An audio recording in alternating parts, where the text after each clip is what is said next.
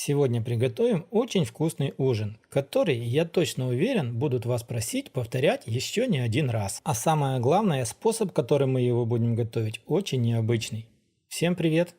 Вначале мы приготовим простой маринад. В глубокую тарелку мы добавляем 1 чайную ложку соли, пол чайной ложки приправы карри, 1 чайную ложку сушеного молотого чеснока, 1 чайную ложку копченой паприки, пол чайной ложки духмяных трав, и совсем немного черного молотого перца. Все вот это нам нужно хорошо на сухую перемешать. И сразу же вот сюда нужно отправить 3 столовые ложки сметаны. В моем случае была покупная, 20% жирности. Ну и конечно же все вот это нужно хорошо будет перемешать до однородного состояния. Ну и после того, как вы все хорошо перемешаете, в него нужно будет отправить 4 куриные голени. Больше не нужно. Затем голени нужно будет хорошо вымешать в маринаде и оставляем их вот так вот мариноваться примерно минут 20-30, пока мы приготовим остальные продукты. Нам нужно взять 1 луковицу средних размеров и нарезать ее на маленькие кубики. И 2 морковки средних размеров нужно натереть на крупной терке. Вначале на сковородке нужно будет хорошо обжарить лук до золотистого цвета. Ну и после того, как лук хорошо обжарится, в сковородку отправляем полностью всю натертую морковку. Морковку с луком на сковородке нужно будет хорошо протушить, чтобы морковка примерно уменьшилась в 2 раза в размере. Ну а дальше для необычного приготовления нам понадобится банка, либо как у меня 1,5-литровая, либо 2-литровая. Лучше брать 2-литровую. На дно банки еще теплым мы отправляем обжаренную морковку с луком, полностью всю.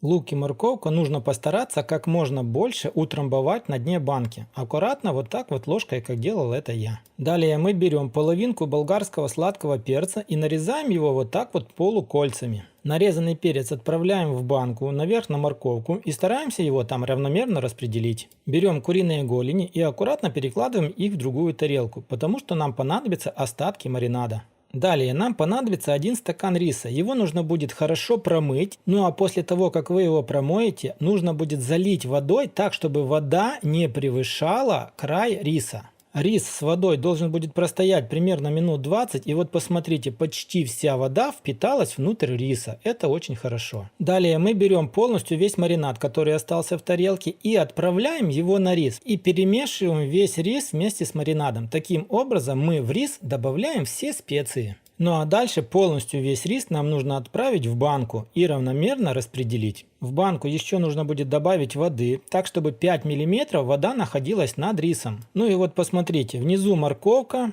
затем идет рис и вот чуть-чуть только воды. Ну а дальше нам в банку понадобится отправить полностью все 4 куриные голени. Их нужно отправлять ножками вниз.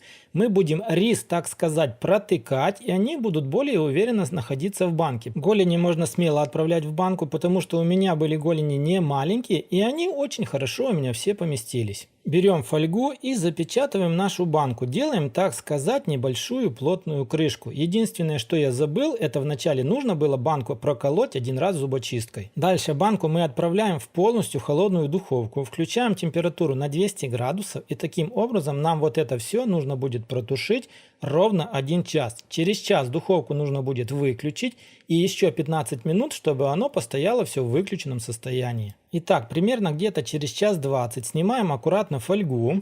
Вилочкой аккуратно достаем вначале все голени. Видим, что вверху у нас стоит очень вкусный сок. Видим, что в банке все сидит очень плотно. Вот почему я в начале видео сказал, что лучше взять 2-литровую банку. Дальше нам понадобится еще 1 большая тарелка. И аккуратно с банки в нее мы отправляем полностью весь рис. Смотрите, рис после такого приготовления получается очень-очень вкусный. А самое главное, посмотрите, какой он рассыпчатый. Наверх на тарелку с рисом вот так вот по кругу раскладываем наши куриные голени. Я взял вторую половинку сладкого болгарского перца, разрезал ее вот так вот на 4 части, уложил между голенями, и получилось вот такое вот необычное блюдо на всю семью на ужин. После того, как мы все поужинали, все в один голос сказали: на завтра делаем точно такое же блюдо. На этом, друзья, у меня на сегодня все. Если вам понравилось, поставьте лайк, не понравилось, поставьте дизлайк. И не пропускайте новые видео на канале, потому что все самое интересное у нас еще впереди. Всем пока, всем до скорой встречи на канале Аппетитная кухня.